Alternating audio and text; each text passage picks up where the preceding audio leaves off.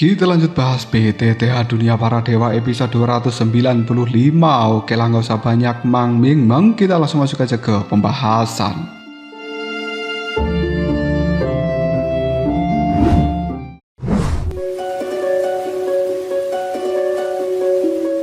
Pertempuran di dalam gunung bersalju ini semakin sengit. Setelah berulang kali menghilang ke dalam lautan merah, Zhou-Yan berhasil membuat seluruh pasukan dari Balai Bil kehilangan kesabaran. Namun kali ini seorang akhirnya menemukan cara untuk bisa mematahkan strategi itu. Bukan Dan Yan, melainkan pria kurus yang pergelangan tangannya telah dihancurkan oleh Zhou-Yan sebelumnya. Dia sadar selama Zhou-Yan terus bersembunyi di dalam lautan api merah, maka luka di tangannya akan semakin sulit untuk disembuhkan. Tatapan matanya penuh dengan kebencian. Pria kurus ini kemudian perlahan melayang di atas medan pertempuran, lalu merentangkan kedua tangannya. Kabut berwarna kuning pekat mulai keluar dari dalam tubuhnya. Aura aneh yang merupakan atribut tanah yang sangat berat langsung memenuhi udara. Dengan satu hentakan kakinya, kabut itu berubah menjadi pasir kuning yang kemudian jatuh seperti hujan. Dalam sekejap saja hamparan pasir kuning itu telah langsung menutupi lautan api surgawi milik Zhou-Yan yang berwarna merah ini. Semuanya pun terkejut dan mereka baru menyadari bahwa musuh mereka telah menggunakan elemen tanah. Dan ternyata musuh alami dari elemen api bukanlah air, melainkan pasir dan tanah. Air akan menguap ketika menghadapi api surgawi, tetapi pasir mampu menguburnya. Dan pria kurus ini terus berlarian mengelilingi lautan api merah milik Zhou-Yan. Setiap beberapa langkah dia kembali menghentakkan kakinya dan pasir juga terus bertambah. Api merah milik Zhou-Yan pun pada akhirnya terus mengecil. Namun harga yang harus dia bayar juga sangat besar.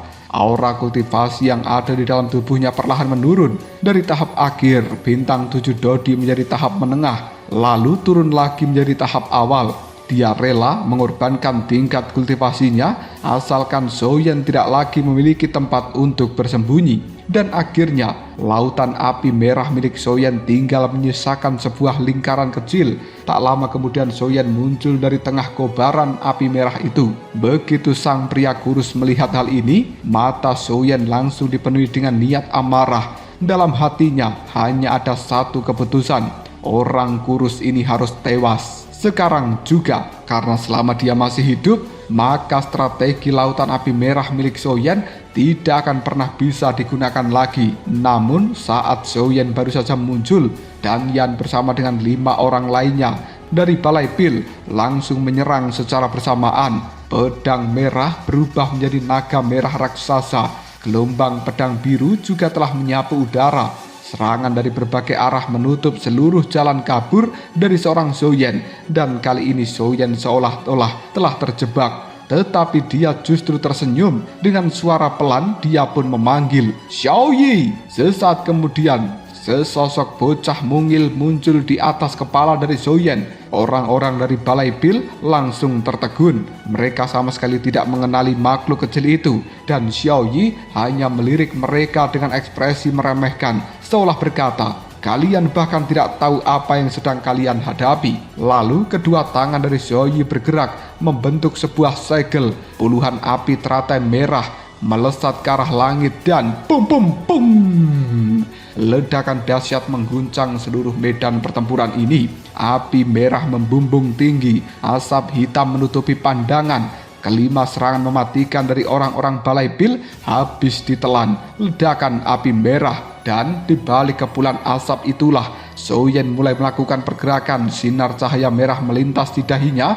Pedang kuno api surgawi yang semula membentuk ratusan bayangan sekarang juga telah menyusut menjadi satu pedang yang kemudian ditebaskan dalam satu sasaran, yaitu pria kurus yang memiliki elemen tanah berwarna kuning. Merasakan bahaya mendekat, dia buru-buru menghindar. Namun ketika tepat akan melakukan pergerakan, pikirannya justru terkena serangan pedang hati yang tidak kasat mata dari seorang Zhou-Yan. Orang ini pun langsung membeku, tubuhnya kaku, dan pada saat itulah kesempatannya sudah lebih dari kata cukup. Pedang api surgawi telah ditebaskan dan turun dari langit, lalu diar menghantam tubuh dari pria kurus ini. api surgawi berwarna merah melahap tubuhnya dan mengubah menjadi debu. Hanya dalam hitungan detik saja, pria kurus itu tidak tersisa. Pasir kuning yang telah menutupi medan pertempuran ini juga langsung lenyap. Lautan api surgawi kembali berkobar berwarna merah. Seluruh anggota dari Balai Pil terdiam.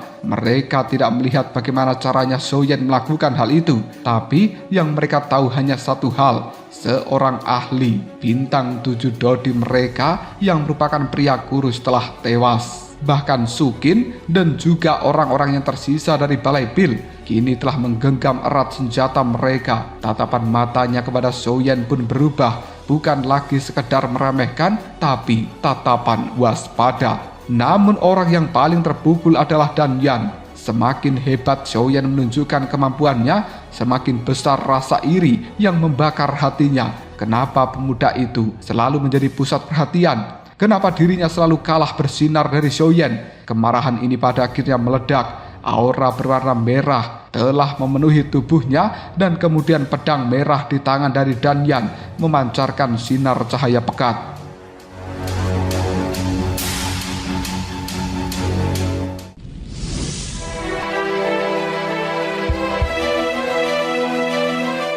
Di belakang Dan Yan kemudian muncul bayangan jubah merah yang berkibar. Di dalam bayangan jubah merah itu tampak ribuan prajurit saling membantai di dalam medan pertempuran, dan untuk pertama kalinya topeng bangsawan yang selama ini dikenakan oleh Dan Yan runtuh sepenuhnya. Tatapan matanya berubah menjadi buas, haus akan pertempuran, dan kini dia tidak lagi bertarung sebagai seorang pewaris dari Balai Pil. Dia bertarung sebagai seorang kultivator yang telah menempuh jalan pertarungan. Suasana pun menjadi semakin memanas ketika mereka semuanya menyadari bahwa Dan Yan telah menempuh jalan pertarungan ini. Jubah milik dari seorang Dan Yan yang tadinya berwarna biru sekarang berubah menjadi warna merah sejati. Xiaoyan pada akhirnya memahami kenapa Dan Yan memiliki aura yang sangat menakutkan dan juga mengerikan. Ternyata karena jubah merahnya ini. Tidak butuh waktu yang lama, Dan Yan pun langsung menerjang. Pedang merah yang ada di tangannya pun membelah udara, meninggalkan jejak warna merah yang menyerupai sungai merah. Begitu pedang kuno api surgawi bertemu dengan serangan itu, tubuh Xiaoyan pun langsung bergetar. Aura yang sangat menakutkan luar biasa mengalir melalui senjatanya, menyerbu langsung ke dalam pikiran Xiaoyan. Sesaat kesadaran Xiaoyan hampir tenggelam, seolah-olah ada ribuan suara yang telah memaksanya untuk menyerah. Namun kemauan dari seorang Xiaoyan jauh lebih kuat daripada yang diperkirakan oleh Dan Yan. Dalam sekejap saja Xiaoyan pun memulihkan kesadarannya, dan kemudian pedang api surgawi berputar, berubah menjadi sapuan pedang yang membuat ratusan bayangan pedang telah memenuhi udara dan berhasil menahan serangan merah dari Dan Yan itu. Tapi kesempatan ini pun langsung dimanfaatkan oleh Sukin dengan gerakan yang licin. Pedang birunya menusuk dari sudut yang sama sekali tidak terduga.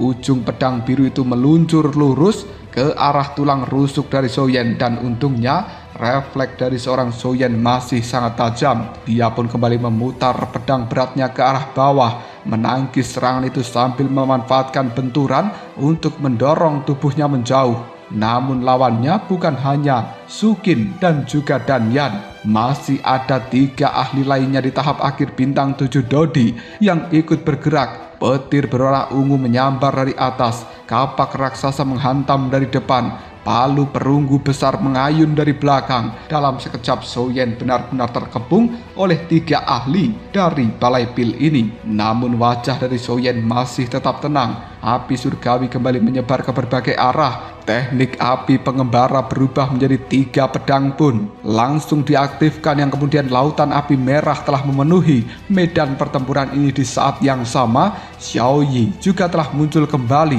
Roh api kecil itu dengan cekatan melemparkan satu demi satu api teratai merah ke para pengepung, dan duar. Ledakan besar memaksa mereka terus mundur.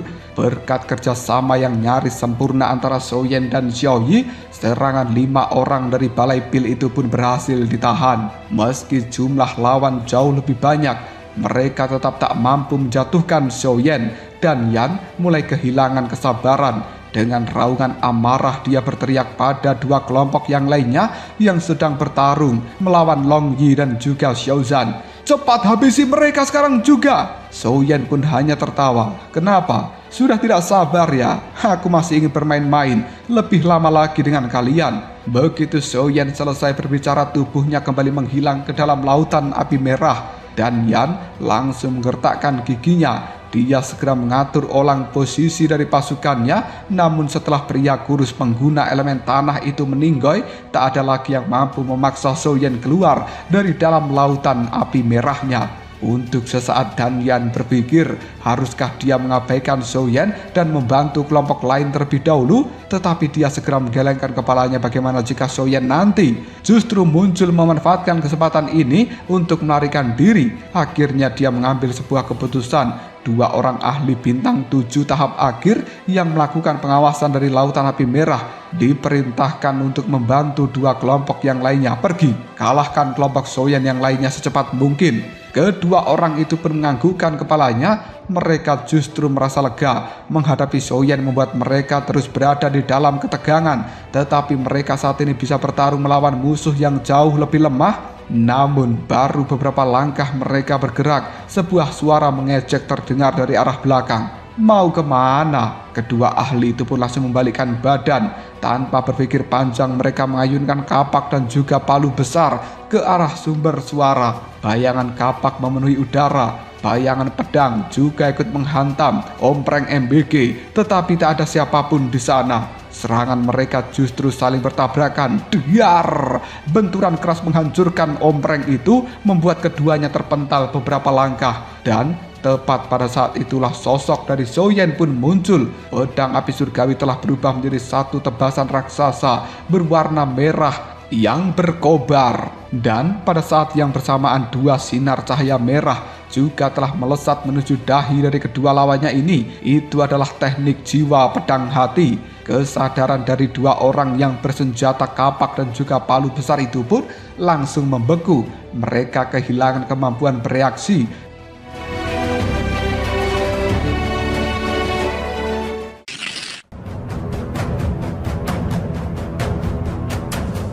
Kesempatan itu tidak disia-siakan oleh Zhou Yan. Seluruh dokinya dari King Mu'er bayangan ungunan Erming Bengbo mengalir melalui teknik pertarungan tim mereka. Kekuatan Zhou Yan melonjak mencapai tahap akhir bintang 7 Dodi, lalu dia melepaskan kekuatan pedang 1000 kaki tanpa bayangan. 999 bayang pedang menyatu menjadi satu tebasan yang mampu membelah gunung Tante Erni. Pedang besar itu pun menghantam ahli yang menggunakan senjata palu terlebih dahulu dan diar! Orang ini pun terbakar habis menjadi abu. Kekuatan pedang dari Zhou Yan masih terus meluncur menuju orang yang memegang senjata kapak. Dan pada saat semua orang mengira bahwa orang yang memegang kapak ini akan memiliki nasib yang sama dengan seorang pemegang palu, tepat sebelum tebasan dari Zhou Yan itu mengenai tubuhnya, cahaya abu-abu tiba-tiba menyelimuti seluruh tubuhnya ini, dan kemudian kulitnya berubah menjadi seperti batu.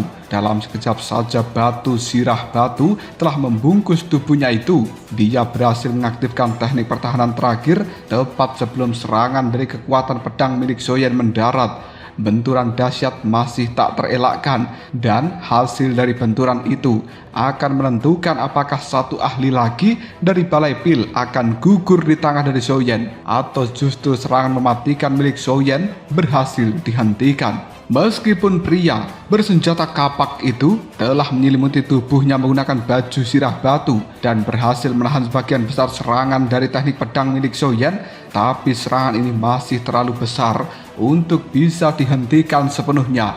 Tubuh dari ahli kapak itu pun terlempar keras di atas tanah. Helm batu yang telah melindungi kepalanya pun juga telah penyok parah dan dipenuhi dengan retakan. Dia memang selamat, tetapi itu hanya sesaat. Dengan tubuh yang masih linglung, dia berusaha bangkit sambil menggelengkan kepalanya. Pandangan matanya mulai kabur, langkahnya tak lagi stabil.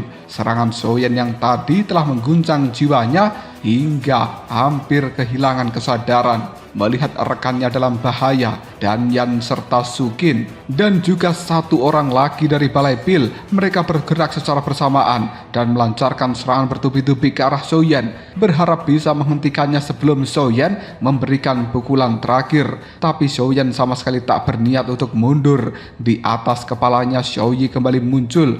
Bocah kecil itu tampak cemberut, seolah kesal karena harus terus dipanggil keluar dari dalam tubuh Xiaoyan. Tanpa berkata apapun, Xiaoyi pun mengangkat kedua telapak tangannya dan kemudian puluhan api teratai merah pun melesat ke udara. Pung pung pung. Ledakan demi ledakan mengguncang pegunungan ini. Api telah memenuhi langit. Asap tebal kembali menutup pandangan. Serangan Danyan dan juga yang lainnya pun tertahan sejenak oleh rentetan ledakan dari api teratai. Kesempatan ini pun langsung dimanfaatkan Xiaoyan. Bayangan pedang api surgawi kembali memenuhi udara, namun kali ini targetnya hanya satu, yaitu ahli kapak besar yang masih berusaha untuk memulihkan dirinya. Tetapi sebelum tebasan itu turun, Xiaoyan lebih dahulu mengaktifkan serangan jiwanya. Bukan satu, melainkan 5 pedang hati secara sekaligus. Dalam sekejap saja kesadaran dari ahli kapak ini langsung lumpuh. Tatapan matanya kosong, tubuhnya membeku, dan bahkan dia tak sempat menyadari apa yang sedang terjadi. Detik berikutnya pedang kuno api surgawi menghantam tepat pada retakan baju sirah batu, dan berak! Cahaya merah dan juga putih meledak ke berbagai arah. Pertahanan yang tadi masih bertahan akhirnya hancur total. Ahli kapak itu pun roboh tanpa sempat mengeluarkan suara. Dia bahkan tidak tahu bagaimana dirinya telah tewas. Melihat lawannya telah tumbang, Xiaoyan segera menarik kembali Douki yang dia pinjam dari King Mu'er, bayangan ungu, Nan Erming dan juga Feng Bao. Xiaoyi juga kembali menghilang ke dalam tubuh dari Xiaoyan lagi. Sebelum masuk ke dalam lautan api surgawi berwarna merah, Xiaoyan sempat menoleh pada Danyan dan di wajahnya terukir sebuah senyuman penuh dengan ejekan. Lalu tubuh Xiaoyan kembali lenyap di antara kobaran api merah ini. Melihat semua itu, Danyan hampir memuntahkan cairan merah karena marah. Di depan matanya sendiri 2 ahli tahap akhir bintang 7 Dodi telah disingkirkan satu persatu. Sementara Xiaoyan terus menghilang tanpa bisa dihentikan. Dengan wajah yang sudah penuh amarah, Danyan akhirnya mengambil sebuah keputusan yang besar. Gunakan teknik pertarungan tim. Suiwu, Yiluo, cepat selesaikan pertarungan di sana, lalu bergabung dengan kita kembali. Perintah itu membuat Xiaoyan yang bersembunyi di dalam lautan api berwarna merah langsung mengernyitkan dahinya. Inilah yang paling dia khawatirkan. Jika kedua kelompok dari Balai Pil itu menggunakan teknik pertarungan tim, maka kekuatan mereka pasti akan meningkat pesat, terutama kelompok yang sedang berhadapan dengan Long Yi, dan pertahanan Long Yi mungkin memang luar biasa. Tapi jika lawannya menjadi puncak bintang 7 Dodi, maka tekanan yang harus ditanggung Long Yi juga semakin berat.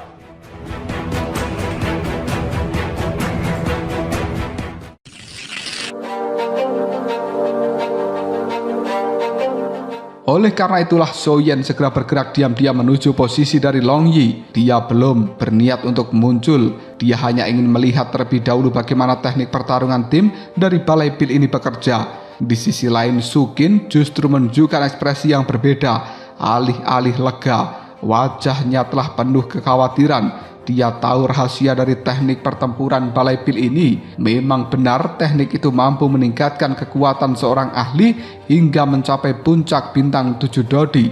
Tapi harga yang harus dibayar juga tidak kecil. 3 anggota yang menyerahkan Douki mereka akan kehilangan sebagian besar kekuatannya. Mereka bahkan akan langsung turun dari bintang 7 menjadi puncak bintang 6. Jika keadaan berubah menjadi seperti itu, mereka memang akan memiliki satu petarung yang jauh lebih kuat. Tetapi di sisi lain, mereka juga menciptakan beberapa titik lemah yang bisa dimanfaatkan oleh Xiaoyan. Dan Sukin tahu betul tentang hal ini. Bagi seorang seperti Xiaoyan, satu celah kecil saja sudah lebih dari cukup untuk bisa membalikkan seluruh keadaan. Dengan suara lantang, Danyan kembali memberikan perintah pada seluruh pasukannya untuk menggunakan teknik pertarungan tim. Bagi Danyan, ini bukan sebuah keputusan yang lahir karena emosi. Dia tahu betul situasi yang sedang dihadapi. 3 ahli tahap akhir bintang 7 Dodi telah disingkirkan. di tangan seorang Soyen, dan kini sisanya hanya Sukin dan juga Lang Chu. Jika mereka tetap bertarung seperti sebelumnya, maka Soyen akan terus memanfaatkan lautan api merah untuk memburu mereka satu persatu. Karena itulah Dan Yan memilih memperkuat pasukannya secepat mungkin.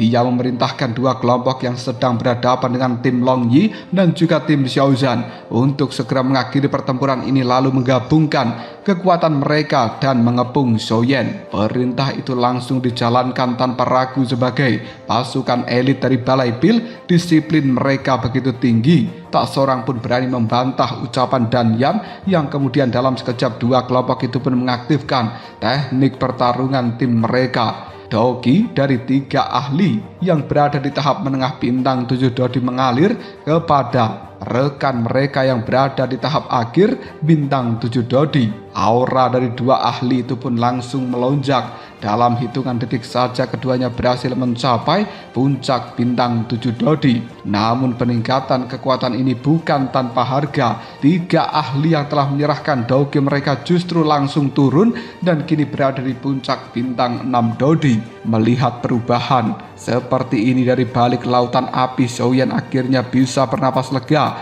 Dia sempat khawatir bahwa teknik pertarungan tim dari Balai Pil akan sama kuatnya dengan teknik milik Soyen. Namun ternyata tidak. Meskipun mampu memperkuat satu orang, tapi teknik itu juga menciptakan titik lemah yang bisa dimanfaatkan. Sementara itu pertempuran di sisi dari Long Yi berubah drastis. Sui Wu yang kini telah mencapai puncak bintang 7 dodi mengangkat tombaknya tinggi-tinggi. Tombak itu terbentuk dari air hujan yang sangat padat. Dengan sekali tusukan udara di depannya seakan robek. Long Yi segera mengayunkan ekor naga emas yang diselimuti kekuatan petir.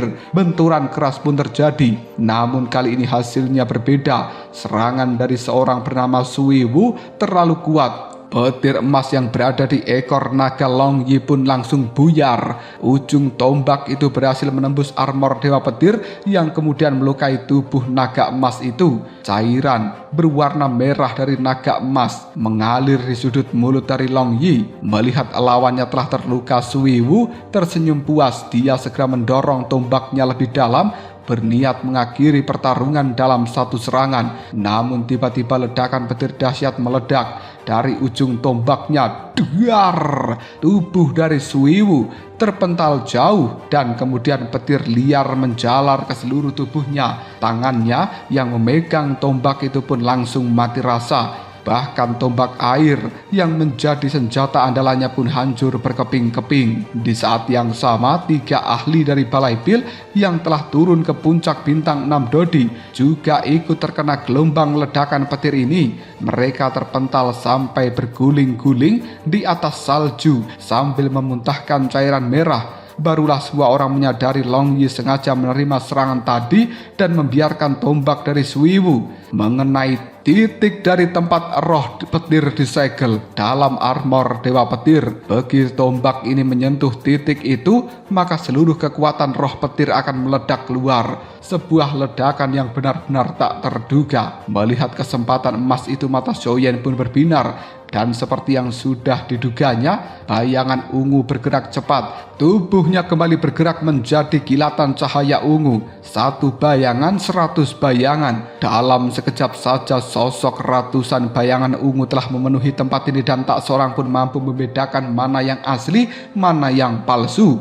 Sui Wu ingin membantu ketiga rekannya, tapi tubuhnya sendiri juga masih lumpuh akibat sambaran dari kekuatan roh petir.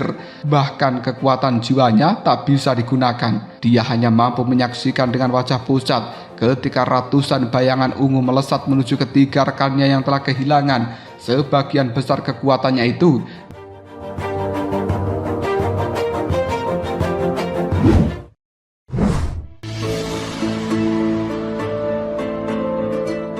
Di saat yang sama, Long Yi sama sekali tak memberikan kesempatan bagi Sui Wu untuk memulihkan dirinya. Meski cairan merah masih mengalir dari luka di dalam tubuhnya, naga emas itu pun langsung menerjang. Dengan raungan mengguncang langit, dia pun mengangkat tombak emas raksasa. Petir kembali berkumpul di sepanjang senjata tersebut. Lalu dengan seluruh tenaga yang masih dimiliki, Long Yi menusukkan tombak petir itu lurus ke arah Suiwu. Pertarungan kini benar-benar memasuki babak yang paling menentukan. Setiap serangan, setiap keputusan akan menentukan siapa yang tetap hidup dan siapa yang akan menghilang dari dunia. Kekuatan petir kembali menyelimuti tubuh naga emas Long Yi dan kemudian dia berputar-putar mengelilingi Suiwu, memaksanya tetap bertahan di tempatnya. Saat perhatian dari seorang Suiwu teralihkan, dua bayangan cambuk milik King Mu'er melesat tanpa suara. Satu melilit kedua pergelangan kaki dari Suiwu, yang lainnya mengikat tangan dan juga pinggangnya sekaligus.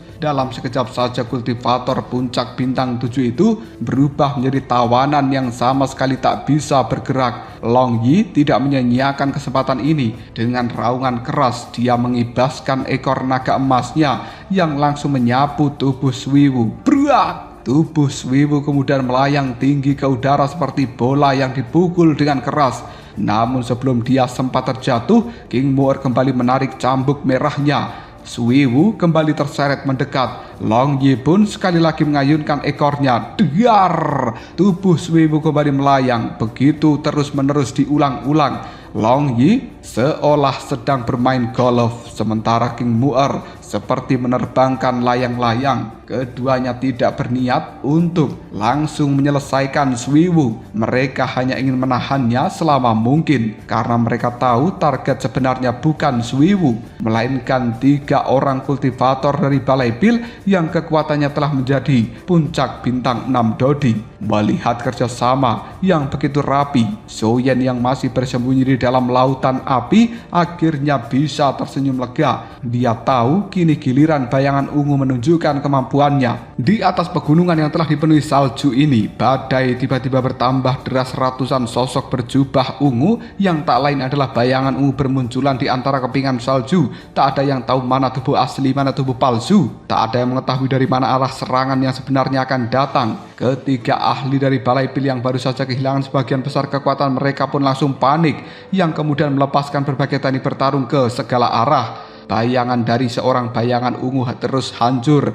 namun setiap kali bayangan lenyap, maka puluhan bayangan baru akan kembali muncul. Mereka benar-benar terjebak di dalam ilusi yang tak berujung. Tiba-tiba saja kilatan dingin muncul dari arah belakang salah seorang dari mereka dan serat! 2 pedang kembar langsung mengenai tubuhnya secara bersamaan. Pria itu pun membeku, cairan merah menyembur keluar, lalu tubuhnya roboh tanpa sempat mengeluarkan suara. 2 rekan lainnya langsung dilanda ketakutan. Mereka saling membelakangi berharap bisa melindungi satu sama lain, tapi bayangan ungu sudah memperkirakan langkah itu. Tubuhnya kembali berubah menjadi bayangan. Dalam satu tarikan nafas dia muncul tepat di tengah dari keduanya, yang kemudian 2 pedang kembar itu pun kembali berkilat. Sasra! Hal itu mengenai tubuh mereka, dan sebelum keduanya sempat membalas, bayangan ungu sudah melompat mundur beberapa puluh meter.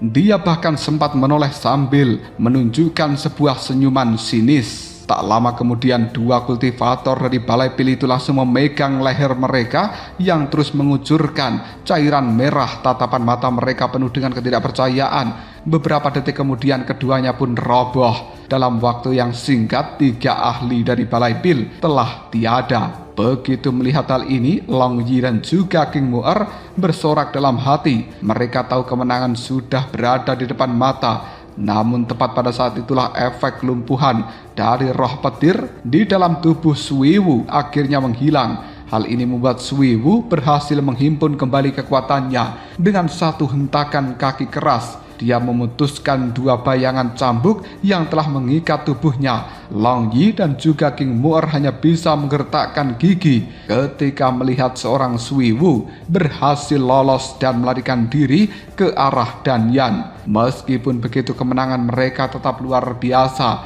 Satu kelompok dari Balai Pil telah dihancurkan sepenuhnya. Melihat perubahan situasi ini, Sukin langsung menyadari bahaya. Dengan wajah serius dia berkata kepada Danyan, "Tuan muda, kita harus segera membantu Yi Luo." Dan Yan pun langsung mengerti. Tanpa membuang banyak waktu, dia bersama dengan Sukin dan juga Suiwu segera melesat menuju ke arah kelompok dari Yiluo. Sebelum pergi, Dan Yan memerintahkan Lang Chu untuk tetap berjaga di tepi lautan api surgawi milik Soyen untuk mengantisipasi kemunculan dari Soyen itu. Namun mereka tetap terlambat saat Long Yi, bayangan ungu dan juga King Mu'er baru saja tiba di medan pertempuran berikutnya. 3 jeritan memilukan tiba-tiba menggema di seluruh puncak gunung bersalju ini. Semua kelompok dari Dan Yan pun terdiam. 3 orang telah meninggal dalam waktu yang bersamaan, dan kali ini korbannya berasal dari Balai Bil.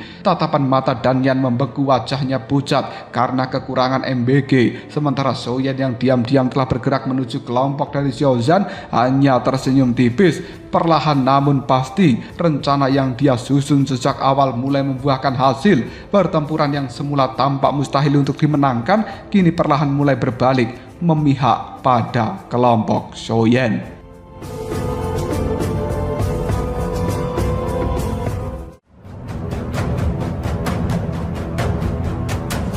Lalu apakah yang akan terjadi selanjutnya? Mungkinkah Soyen juga akan langsung menargetkan seorang Dan Yan supaya orang ini tidak selalu membuat keributan dengan Soyen? Jika kalian penasaran, tunggu aja jawabannya di next video. Kobrol Sob.